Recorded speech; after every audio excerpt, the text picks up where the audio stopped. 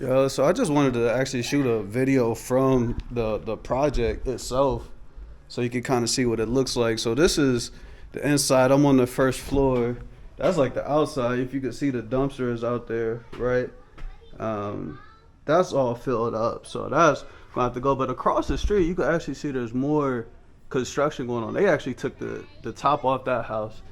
So it's a ton of activity in the area, but I'm trying to stay focused on what I have to get done today, this week. Demolition is pretty much done. I'll take you downstairs just so you can kind of see what's actually going on. So downstairs, I actually am just taking out the last bit of, you'll have like electrical wires, plumbing, all that stuff that's kind of running. Yesterday, I had a team kind of come through and kind of clip everything from upstairs. So I'm just basically kind of pulling everything down now. These vents and stuff, I'm about to kind of cut a pipe. I got that like kind of spinning pipe cutter. But the other thing that I'm going through right now, and I actually have a structural engineer coming out. This is not a finished basement because at points I could be at like 6 feet, right? And then when I drop down here, I'm more at like 7.5 feet, right? But over here, there's like high parts where, you know, I'm 5'11", and it'll hit my head as I kind of go over here. So I'm just kind of trying to think through next steps, right? How do I continue to maintain a budget, but fix the things that structurally need to be done? So one thing I'm thinking about doing, because this chimney in my mind has to go. I got a structural engineer coming. I'm going to ask a simple question like, can I use this and maintain it for any type of structural integrity and run a beam through it? It's probably not centered enough and not in the location. So I'm probably just going to have to take the whole chimney out from the top. That'll give me more space.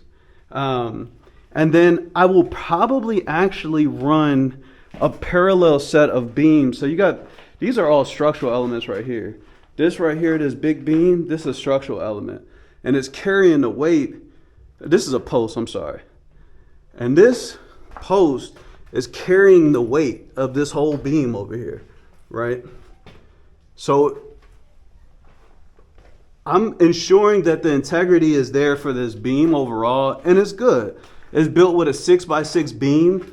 I do notice over here that they added some steel to it. So that shores it up a bit more, and honestly, you can tell that it's shored up on this side because if I go upstairs, these floors over here don't really sag, right? We start to see sagging over here. And I'm gonna show you why it's sagging. So, let me grab my flashlight. I know it's a little dark down here. All right, so this is a vent that I'm about to get up out of here, getting all this stuff out of here. This is the main stack. So for any building, residential, commercial, whatever, there's a stack. And this is connected to the main kind of drain line, right? So everything kind of travels down this one, right? It's kind of, you will call it your poop tube, right? Everything comes out of this one. Excuse me, but it's flush with clean water, so it comes down this way. But there's also a tube that comes up here that releases gas, right? And it kind of releases pressure, and it goes all the way to the top of to the ceiling and out. And it does that that's how you maintain pressure, so you can like flush the toilet essentially. And these two are kind of connected here. Now this is ionized steel. Very strong bar, like very strong right here. This is going to be very tough for me to get up out of here. I still haven't completely decided how I'm going to go about doing that. But the reason why I point this out is because look back here. This is the ionized steel bar, and this is a joist. And I need this joist to actually carry the weight of the floor up there. And this is right above the bathroom, right? But they compromised the integrity there. They actually built another bathroom underneath here. I got to take this ceiling off right here, but that's actually what they had down here. So they were trying to have this thing as a 3-unit building, and that's why they actually kind of racked up a fair amount of code violations. So it's that joist right here that just needs to be completely repaired. Now I have to lift this, remove this stack, and then sister a piece of wood to that. Just kind of screw another strong piece of wood to this one, right? And it'll travel over there over top of the beam. And then there's like one other joist in here, this one right here, that I also need to sister. Now, the chimney also causes a problem with this because I can't carry the full length of it. And it's better to have the full length being carried, right? So once I lift this, once I sister these joists, get this chimney out of here, get this pipe out of here, sister these joists up, you'll definitely feel that floor up there kind of raise up, and you'll get a lot more even kind of walking up there. But I'll have a structural engineer come out and help out with that.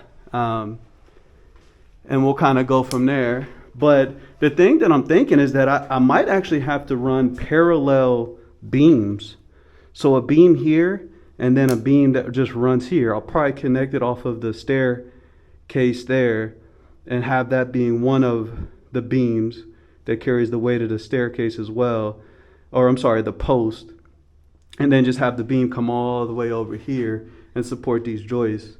That means I'd have to cut into this wall and create a little place for that beam to sit down on a structural element, and I'd have to do it on the other side of that wall over there. At this point, I'm trying to just maintain cost, but I know that's going to be a major component of it, that if I don't have a finished basement, upstairs, the floors, you want them to just be immaculate, and that means you want them to be extremely leveled, and you want to have a real structural integrity there as well. So that's the project for today, clearing stuff out and keeping going.